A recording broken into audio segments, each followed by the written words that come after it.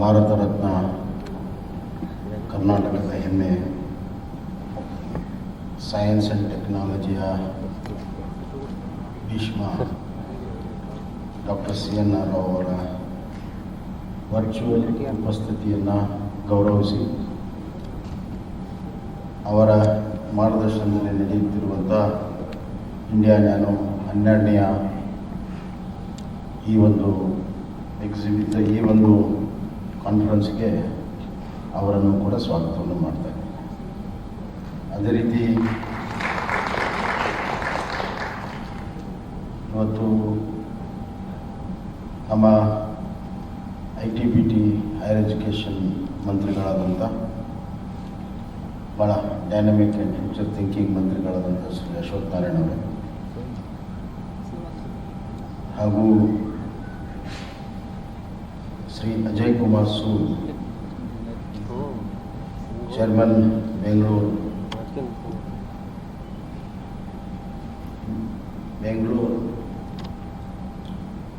Executive Committee, member of Chairman of Conference Executive Committee, Bengaluru India Nano, Shri Rizwan Harshad ಅವರು ಬಂದಿಲ್ಲ, ಅವರ ಅನುಪಸ್ಥಿತಿಯಲ್ಲಿ ಅವರನ್ನು ಕೂಡ ಗುರುತಿಸಿ, ನವಕಾಂತ್ ಭಟ್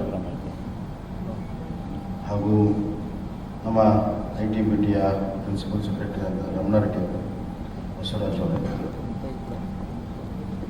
ಹಾಗೂ ಈಗ ತಾನೇ ಮಾತನಾಡಿದಂಥ ನಮ್ಮ skill development entrepreneurship electronics information technology ಮಂತ್ರಿಗಳಾದಂಥ ಶ್ರೀ ರಾಜೀವ್ ಚಂದ್ರಶೇಖರ್, ಇಲ್ಲಿ ನೆರೆದಿರುವಂಥ ಎಲ್ಲ ಡಿಗ್ನಿಟರೀಸ್ ಆ್ಯಂಡ್ ಡೆಲಿಗೇಟ್ಸ್ ಮತ್ತು ವಿಶೇಷವಾಗಿ ಆಗಮಿಸಿರುವಂಥ ಶ್ರೀ S. ಸ್ವಾಮಿನಾಥನ್, ಶ್ರೀ CNR ಅವರ ನ್ಯಾನೋ ಸೈನ್ಸ್ ಪ್ರಶಸ್ತಿಯನ್ನು ಪಡೆದಂಥ ಶ್ರೀ ಸ್ವಾಮಿನಾಥನ್ ಅವರ ಮಾಧ್ಯಮದ ಸ್ನೇಹಿತರು.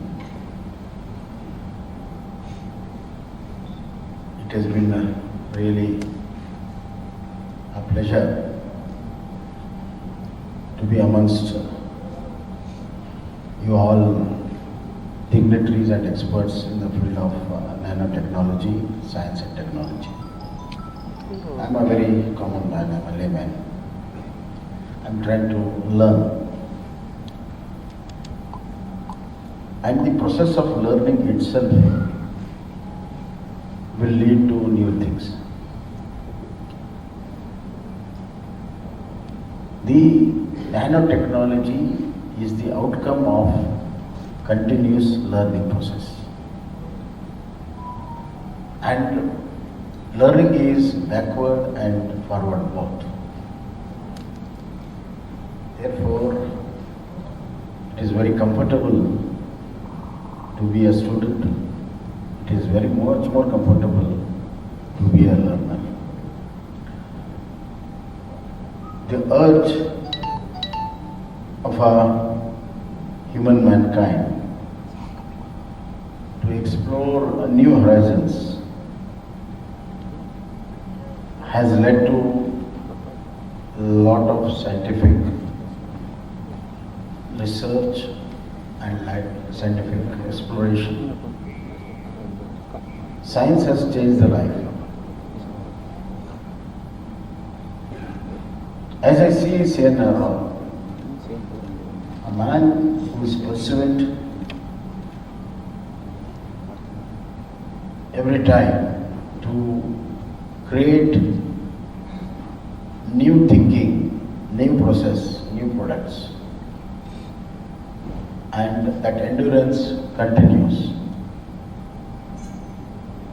And all the strength, I feel personally, it comes to him through a very, very deep spiritual knowledge. Science and spirituality are two sides of the same coin. In fact, they are intertwined.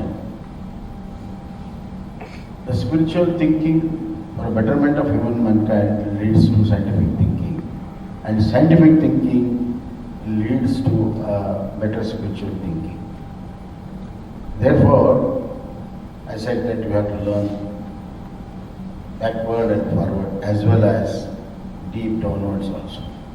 So these three-dimensional process of human thought process will lead to the fourth dimension, that is Avishkar.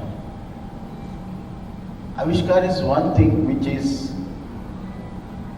not known to everybody, but it is felt first. Avishkar is an abstract word. It is felt, and abstract is one thing which is felt, and there is no reasoning for it. It's just a feel.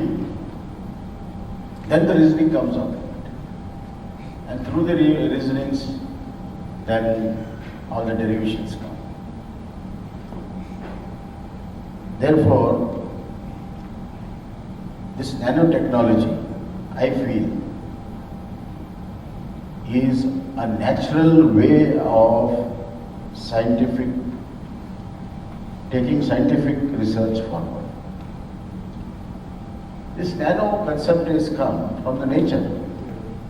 There is nothing come out of the world, different world. A seed to a tree.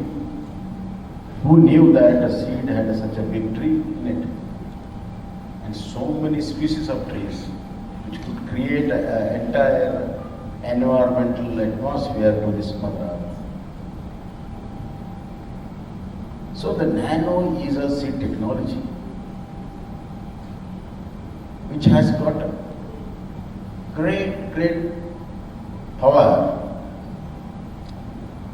enormous energy, and when that enormous energy is liberated, it takes different form, and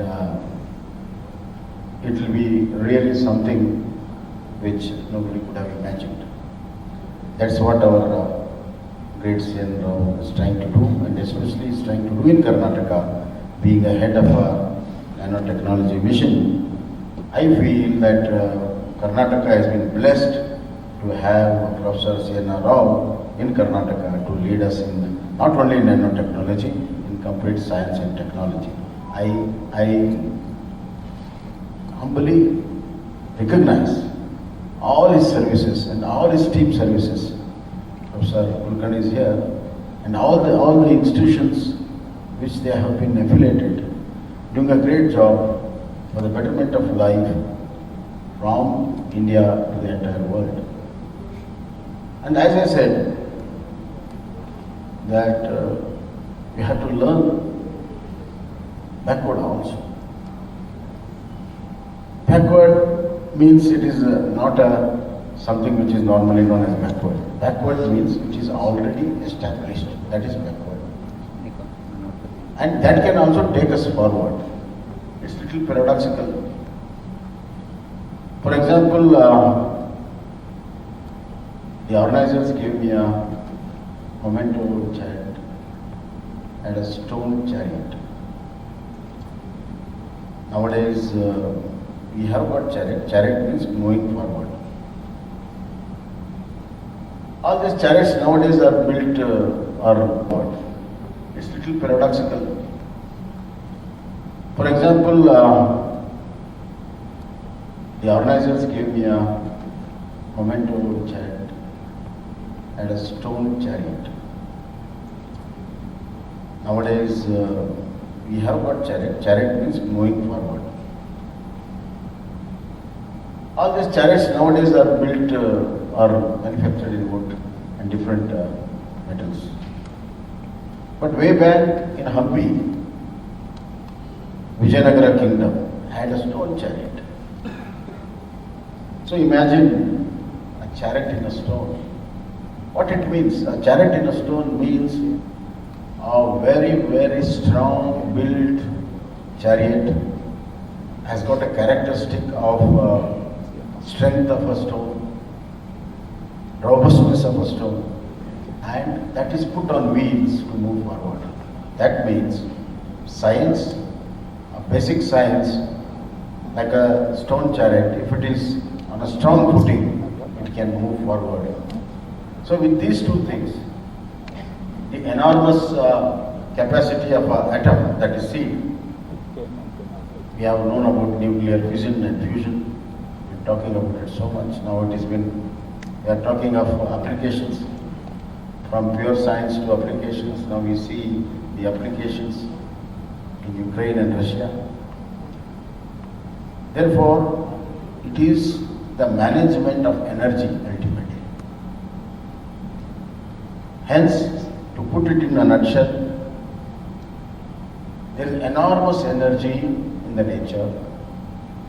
There is enormous energy in the thought process of a human being. And human being is one of the finest creations of the Creator, and he is the longest survivor.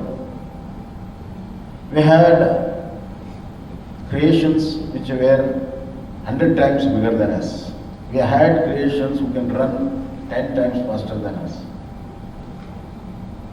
But they have not survived long. They have survived because human being has got the strength of adaptability. A human being can survive in 42 degrees temperature of Sahara Desert. A human being can survive in minus 42 of Arctic Circle. So that is the adaptability. And this adaptability has brought in sustainability, and sustainability has got us opportunity, and opportunity can always create further opportunities. So that is all nanotechnology is about. It is what we have and what we create, and exploration of the energy in the smallest form. Energy in the form of atom. That is what all nanotechnology is all about. And we have to have a very structured, scientific approach to use this nanotechnology for betterment of our life.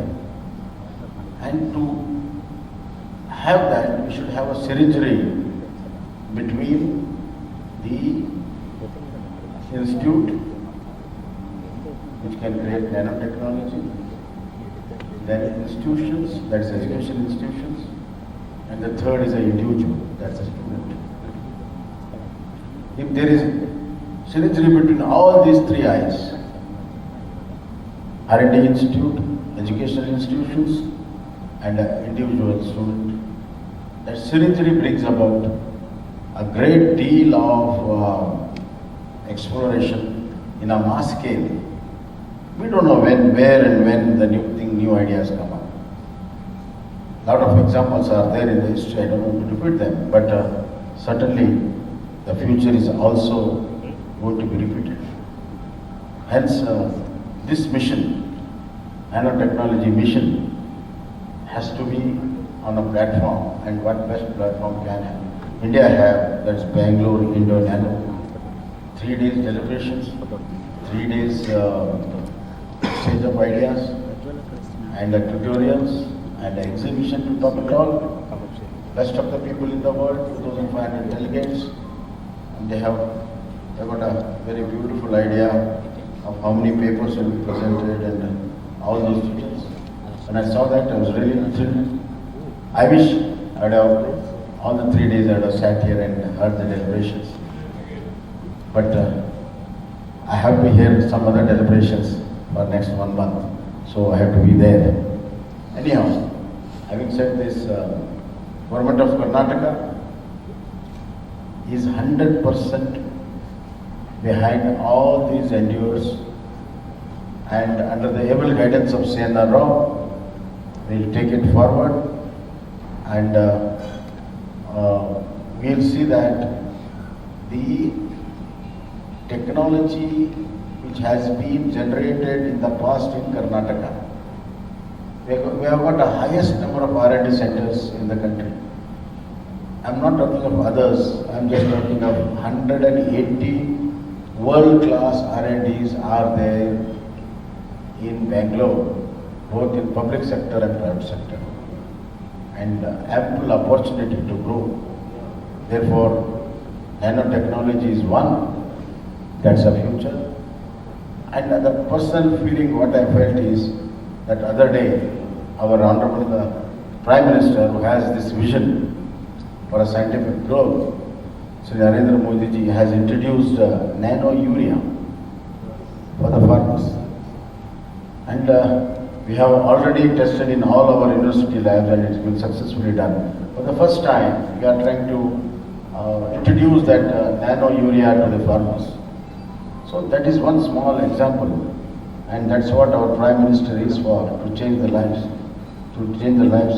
and take benefit of the scientific research, and under the able leadership of our Prime Minister Narendra Modi ji, and his call for Make in India, Atmanirbhar, has really inspired us to do that, and under the able leadership of CNRO. And I will not be completing it if I don't mention that our minister was highly enterprising, very forward-looking and highly energetic, and I strongly feel that science, technology, ITPT is in the hands, able hands of Sri Ashwat Narayan, who is taking it forward, and make Bengaluru a truly international destination for nanotechnology and all other science and technology researchers. And therefore, we have got policies in place. We have got an R&D center.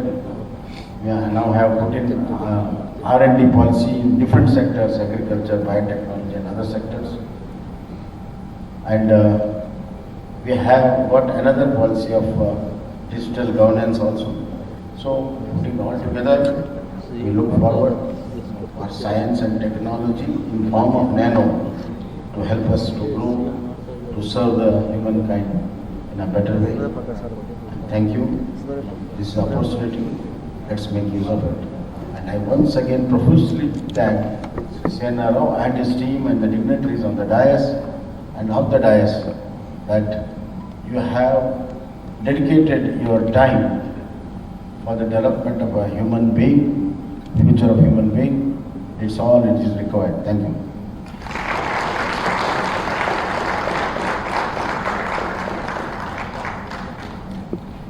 Well, ladies and gentlemen, you would all agree with me. It was indeed a highly thought-provoking inaugural address, and the visionary thinking of spirituality, science, and Avishkara. Let's give a round of applause for the Honorable CM. He has in fact sent positive vibes among the scientific community. Dhanyavadalu. I would now request Sri A.B. Basvaraju, the Managing Director of KSTEPS, to propose words of thanks.